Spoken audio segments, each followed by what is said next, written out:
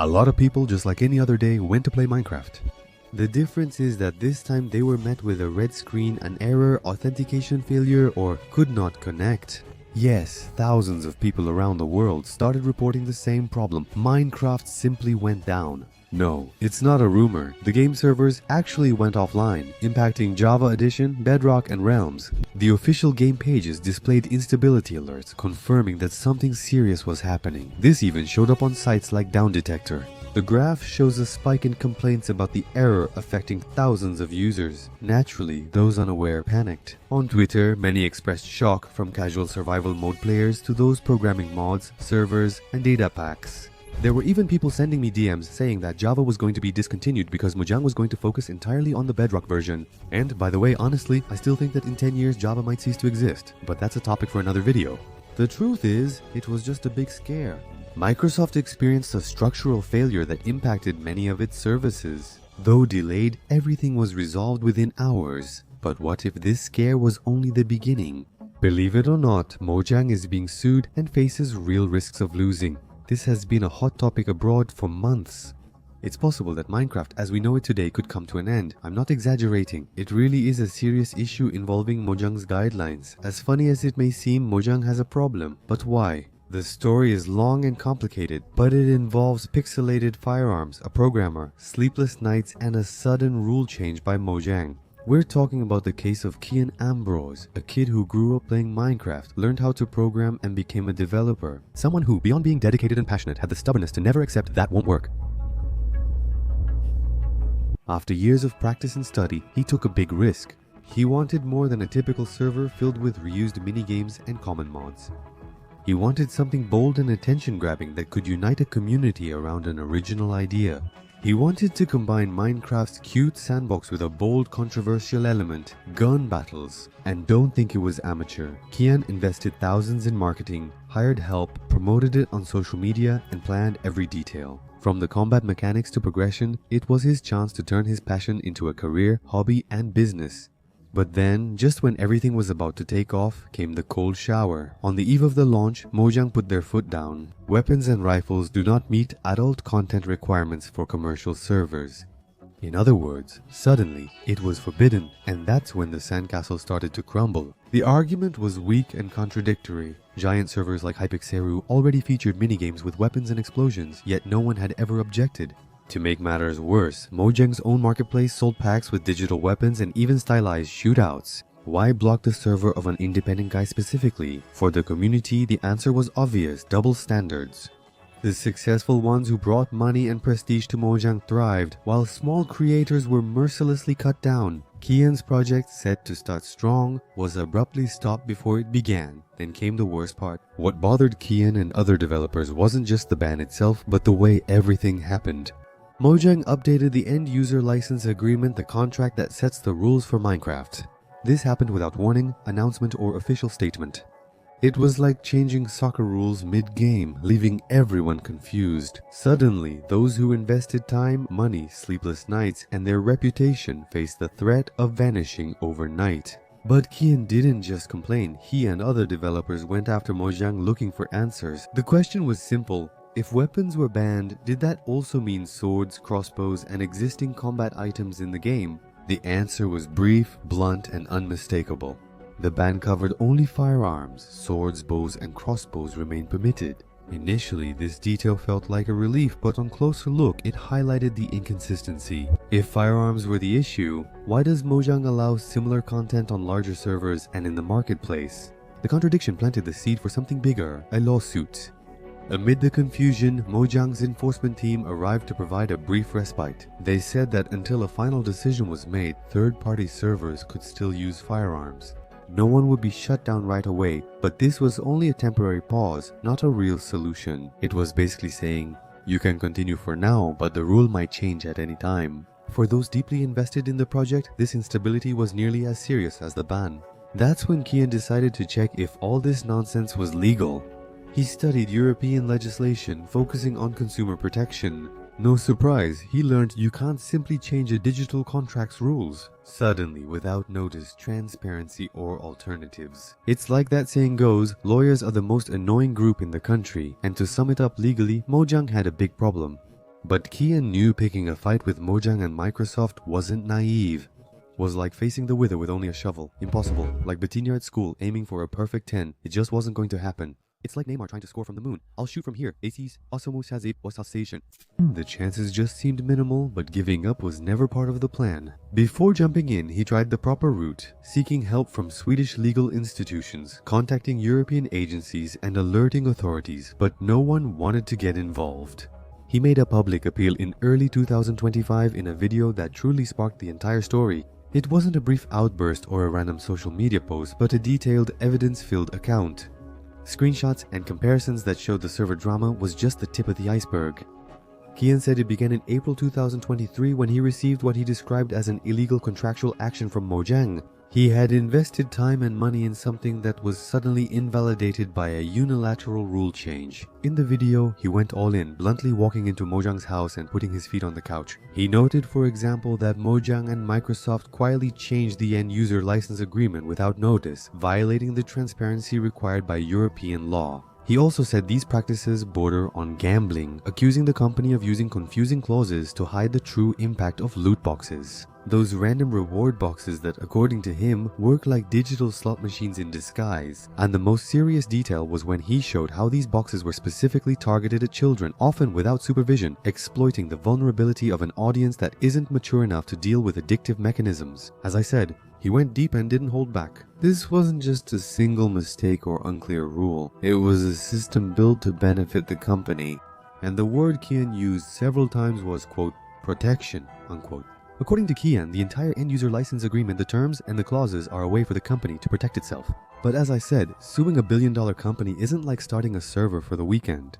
Calculations showed such a lawsuit could take 9 months to 3 years, with lawyers charging $200, $400 per hour. Even with much of the time spent waiting, the final bill remained high, about $83,000 for an ordinary person, and unfeasible. That's when he had an idea. Kian started an online fundraiser, announced in the same video. A lot of people thought it wouldn't amount to anything, but the internet really likes to surprise. In a matter of days, the amount had already surpassed $150,000.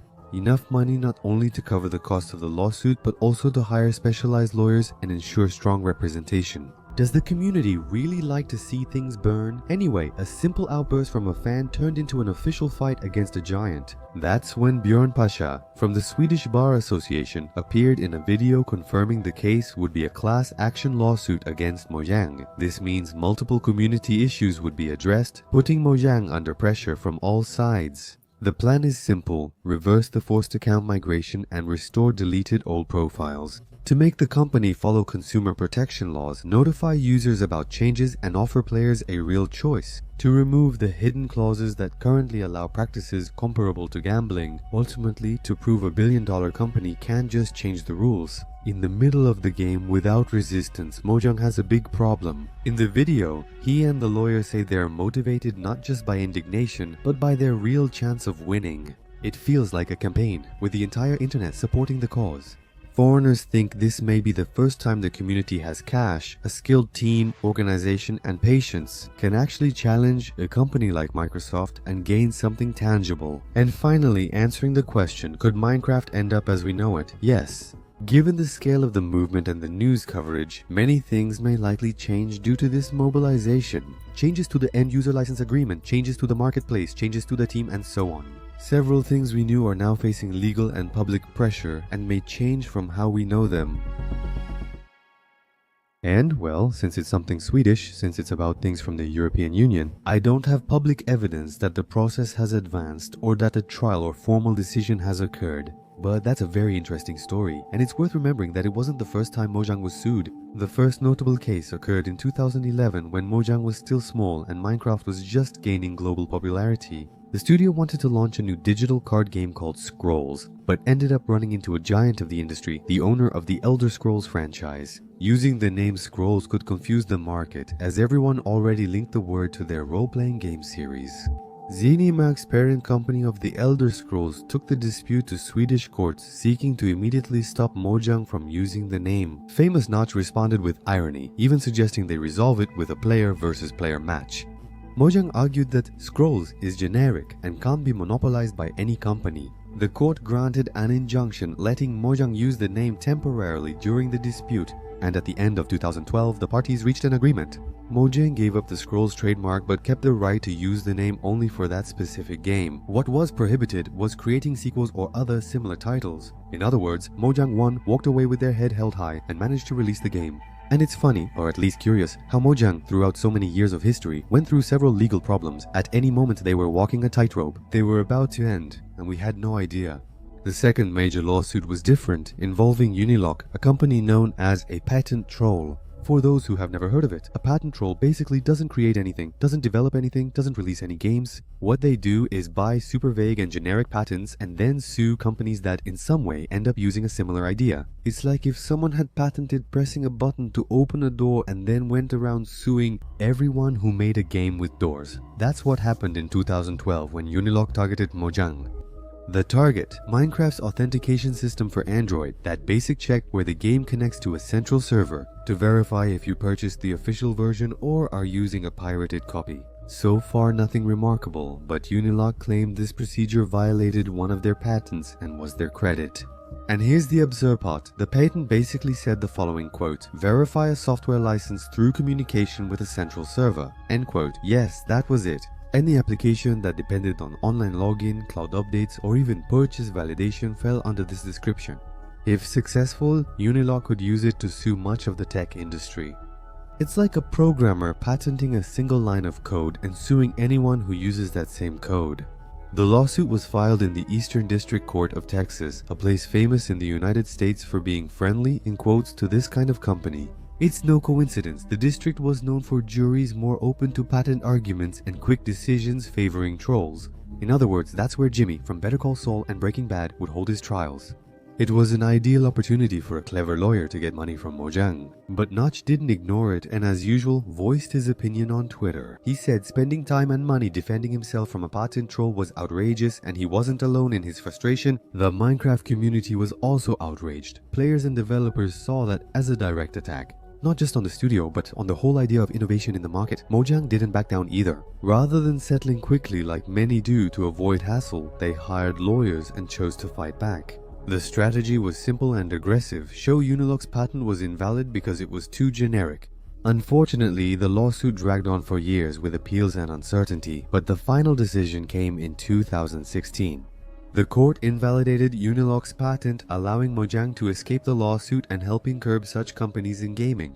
There's also a third, more curious than serious case that still made history. The Minecraft community has always been known for its almost limitless creativity. Amid this wave of imagination, some fans created virtual mini-golf servers. But instead of calling it mini-golf, they named the maps and servers Pot Pot. It turns out that this isn't a generic name, but actually the name of a well-known American entertainment chain. Putt Putt, a registered trademark, was not amused to see their brand appear in the Minecraft universe. They sent Mojang a cease and desist notice. Mojang was accused of allowing brand misuse on its servers and was expected to take action. As usual, Notch responded with humor and tweeted about it. He argued it was impossible to control everything players made in their worlds or on independent servers. Minecraft is a sandbox game, and the fun is letting players create anything they want. Notch capped it off with a bold statement, quote, "It's like blaming the paper manufacturer because someone drew a trademark on a sheet. The argument fit perfectly." Deep down, that's exactly what it was. There's no way to limit creativity in any game that allows you to be creative. Fans, not the company, used the trademark. Because of this response, the case never became a lawsuit. Putt Putt realized Mojang wasn't directly responsible, so the issue cooled without major consequences. This raised an important question. How responsible is a platform for its community's creations? This debate isn't just a curiosity, but it continues to this day. Ironically, this question is central to Key & Bryce's current lawsuit. Just like in the Putt Putt case, the big question is how far Mojang's power and responsibility go over what happens inside its own game, and whether it actually shuts down honest projects like Kian's. The difference is that now, it's not about a funny notification, but about a collective action that could affect the legal foundations of how a company handles its contracts and its own community. In the end, only time will tell, and since they follow me on Instagram at iMind77, if even they follow me, you can follow me too.